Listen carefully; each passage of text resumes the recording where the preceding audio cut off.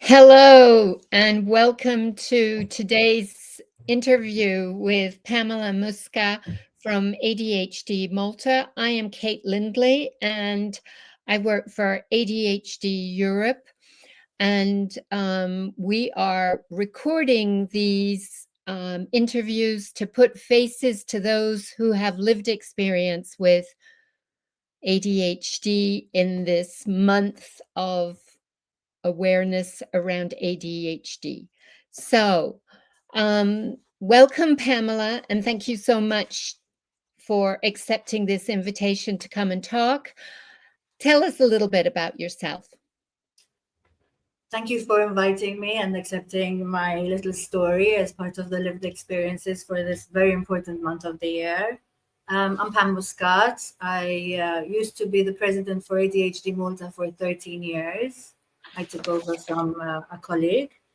I work as a learning support educator with children with different abilities and diagnoses in mainstream schools in Malta. I've done that for about 25 years.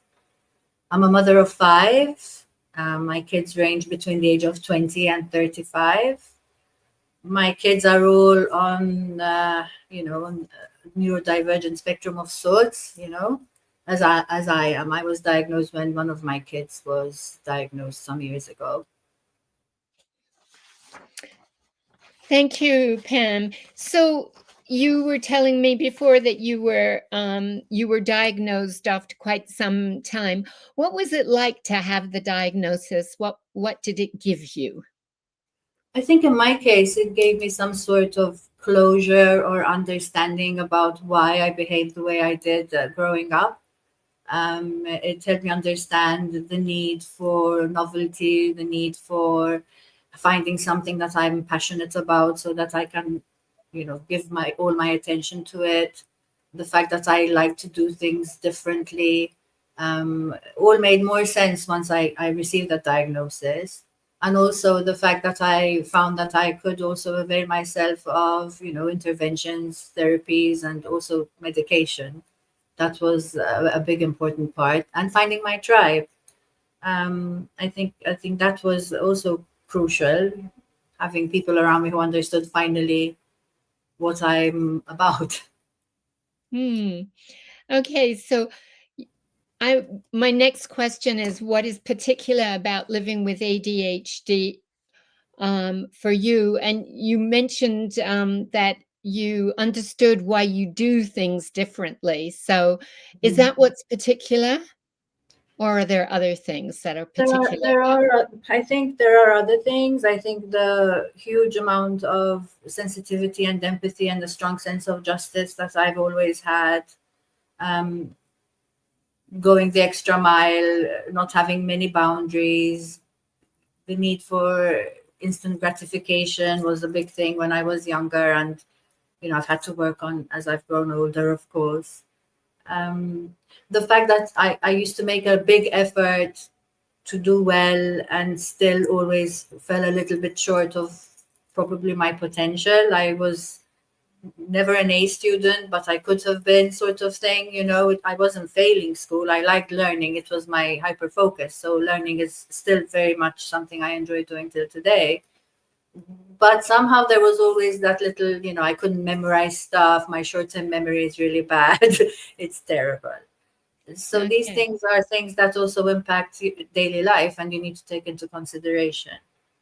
Yeah. Okay. So what was some of the things that you put in place to when facing challenges? What have you done? Okay. I think the first thing I did was getting, savvy. I sort of delved into really getting to understand what ADHD is and how it affects women, especially, and, because of my work, how it affects kids at school. So I became quite knowledgeable. I think that was my first tool. And with that tool, and then I proceeded to sort of push myself in areas where I was able to assist others, and that helped my self-esteem, which was always very, very low growing up with undiagnosed ADHD. That happens a lot. You get criticized a lot. You feel you're not good enough. So that helped me. pushing myself to do things I was anxious about and fearful of also helped me. But then also, speaking to my family, especially my parents, over and over and over, so that they really finally understood and were able to support me in ways that perhaps before it was more criticism that came my way rather than understanding. And that obviously made a big difference. Also, I tried to normalize it, not to feel like it was a terrible thing that has happened. For me, it was empowering, and the understanding that came with it helps me to, normalize it and teach other people to do the same, so that it doesn't feel like they're on death row or have a bad sentence on their head, but rather to appreciate the different way that their brain works and my brain works, and put good use of it, in everyday life. Okay, so at some point in your life, you decided to become a learning support educator. Um, were you motivated to help, especially children with ADHD? Once I became a learning support educator because my eldest daughter was born with a disability, so I was obviously sensitive to the cause, of having kids in schools and their right to an education and all the that comes with it. Yes, I was very drawn to all the kids who had, different behavior, teachers found challenging, who were misunderstood. I genuinely always was very, very drawn to them, not only in school, even growing up.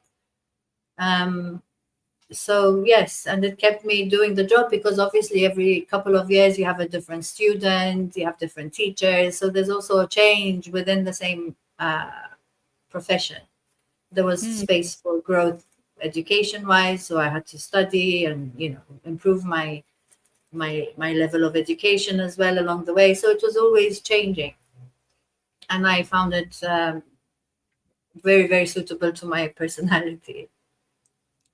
And did it help? I mean, you became a learning support educator because you had a first daughter with uh, Kind of a a disability, and yes, then and then you had other children who you say are neurodivergent some. on a different scale.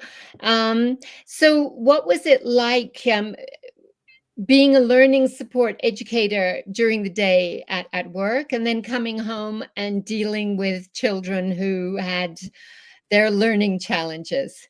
Yes, some more than others, because out of the five of them, I would say, some more than others. It was hard. It was very hard until I got my diagnosis and treatment. Because obviously there are triggers and there are, you need to self-regulate and to help the children regulate. And if you can't self-regulate, that's already a problem.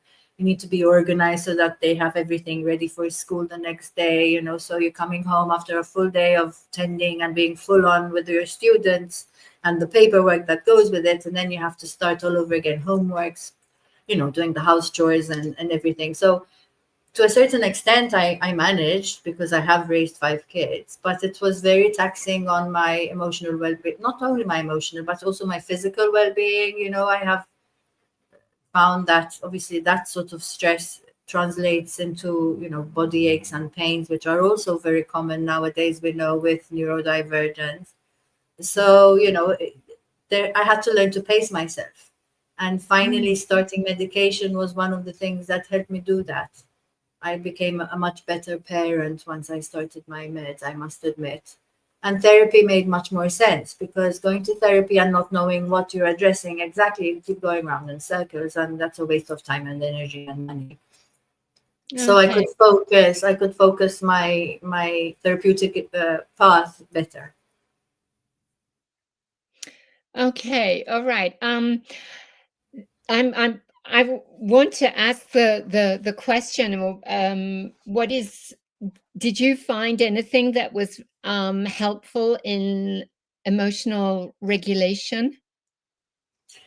Okay, so because of my past, if I may mention it at this point, whereas I found that I needed to, mindfulness, yoga, I experienced all of those things as I was growing up, substance use, these are all things that affect the way you regulate yourself growing up. But obviously, as a mom, by that time, I had stopped a lot of my past practices and needed to find other things. So, one of the things that I have used a lot is mindfulness. To be honest, I find it helps me a lot. Medication has helped me as well to self regulate a lot. I found that has helped. Having a space of my own where I can, retreat to if needs be. Like I have a roof garden and I would retreat up there and, unwind or find my inner peace over there. And also finding a group of people, as in our support group, who we work together and we also understand one another. So there's very little judgment going on. So it helps you to have a little bit more grace within yourself and not push yourself to the limit where you end up burnt out on both sides. And raising kids with ADHD, that happens a lot, because they do trigger you. They It's not just a matter of making sure everything is in place. It's like correcting in the right way. It's like supporting them when they're have their own needs, going to parents' days and trying to explain to teachers what's going on, and the teachers don't understand it. And I would come out of parents' days in tears. You would expect that, at least in my country, the educators would have a good grasp of what neurodiversity is and ADHD is. But when you're facing the opposite, and a lack of understanding, it's extremely painful and tiring and discouraging, and makes you very frustrated. So emotionally, I think the load is huge for a parent of kids with ADHD. So what is it that you would like neurotypical people to understand about ADHD? This was a difficult question because there are so many things. But I still encounter the issue of ADHD not being given its correct importance, like the impact of ADHD as a diagnosis, how important it is to address it. Most people think it's a trivial thing. Some people still think it's a behavioral thing. It's a matter of discipline. They don't understand the impact. And so that's one thing that I'd really like people to understand, that it's very real. It's not made up. It's not an excuse. It's part of who we are. It doesn't define us, no, but it is part and parcel of who we are. So it needs to be addressed, even when we're presenting other symptoms of other things. Something else that I think wish people knew is that it's, like I mentioned earlier, it's not a negative, necessarily only a negative trait, diagnosis, disability, call it what you want. But one needs to harness it, understand oneself really well, and put things in place so that we thrive rather than crush. So yes, the need that your environment is also understanding and supportive rather than critical. And as a third thing is, like, nobody is the same. We're all different. And so diversity should be embraced no matter what we're presenting with, whether it's, abilities, whether it's beliefs. People need to be a little bit more gracious with one another and more understanding and more empathetic. Maybe I'm living in a utopic world, but that comes with the ADHD, doesn't it? So yes. Okay. All right. Thank you very much, Pam. We're coming to a close. Is there anything else, any other message that you would like to give to people to make them more aware about ADHD? Yes, there is one thing that maybe we didn't touch upon a lot, but there is a big correlation between ADHD and addiction, whether it's substance use, alcohol, or eating, gaming, binge watching series. We tend to fall into that trap a little bit easier than others. So addressing the ADHD might actually help keep these habits a little bit further away, and give us the opportunity to address that part of our life as well, whether it's for ourselves or for our children. And I think it's important to address that. Okay. Well, thank you so much for spending this time with me today, Pam.